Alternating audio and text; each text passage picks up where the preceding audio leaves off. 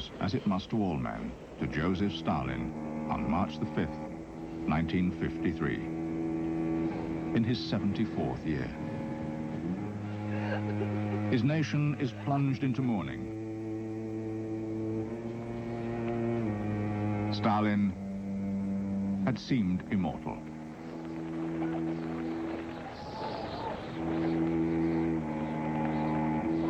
His body is brought to the mausoleum, the great burial vault on Red Square, sanctum sanctorum of the communist world, and placed next to the body of Lenin, founder of the party and the state.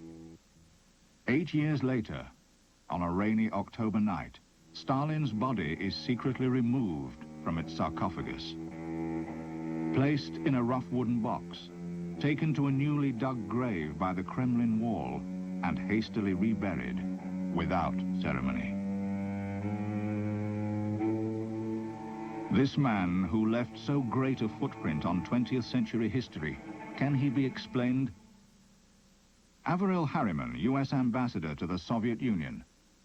Stalin remains for me the most incomprehensible, mysterious, and controversial personality of all those I have known. In the Republic of Georgia, beneath the towering snow peaks, in the town of Gori, stands the last remaining monument to Joseph Stalin. A pavilion shelters the little house where he was born. In this room and bed.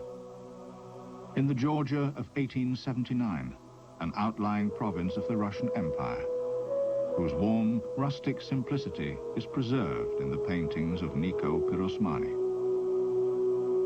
Like the woman pictured here, Stalin's mother has borne 3 sons. Only Joseph survives infancy. Stalin's mother is a laundress on the estate of the wealthy merchant Ignatashvili.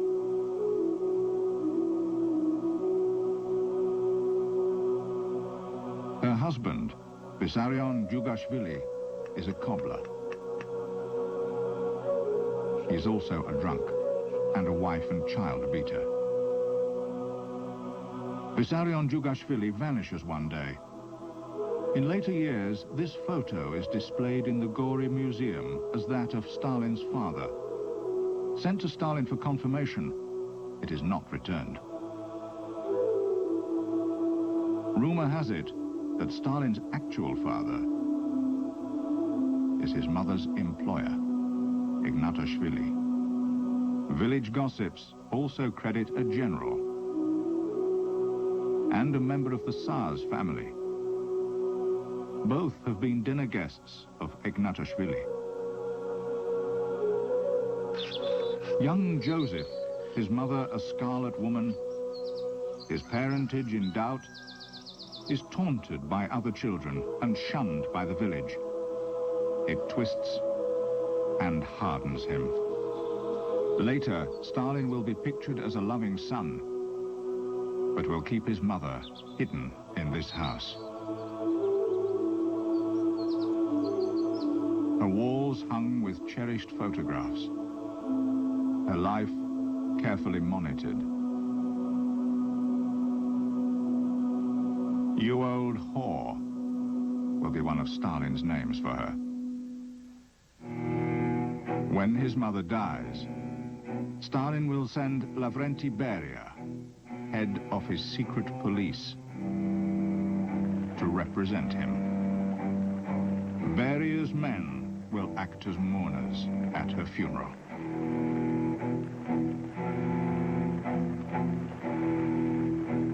She had wanted her son to become a priest. Young Stalin attends church school, his tuition revealingly paid for by Ignatashvili. Then theological seminary at the Georgian capital, Tiflis. At the seminary, he is best remembered as a singularly unattractive young man, with a gift for intrigue and anarchy. To the relief of church authorities, he drops out. Stalin has other plans.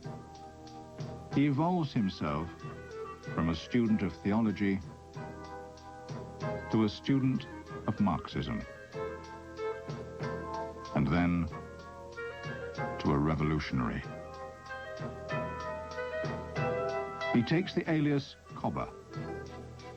Koba, Stalin's boyhood idol, was a Georgian Robin Hood. Stalin will interpret him loosely. As Koba, Stalin's performance in revolutionary circles falls short of nobility. Anton Antonov of Sayenko, historian and son of a famous revolutionary. Stalin, as a provocateur, organized revolutionary cells and worked in underground newspapers, provoking disputes. Examining his documents closely, one is struck by the thought, he must have been a provocateur. Soon, all of these revolutionaries are arrested by the secret police, all except Koba. Suspected of treachery, Koba flees to the seaside town of Batumi. There he organizes a mob attack on the prison. The crowd is dispersed. Some are killed. The ringleaders are arrested. Again, all but Koba. Finally, Koba is arrested. Entered on his police record is his former name, Joseph Vissarionovich Djugashvili, and his birth date, 21st of December, 1879. But oddly, his birth certificate and his school graduation certificate disagree. They show his birth date as the 6th of December, 1878. It would seem that things are not altogether ethical regarding the young man known as Koba.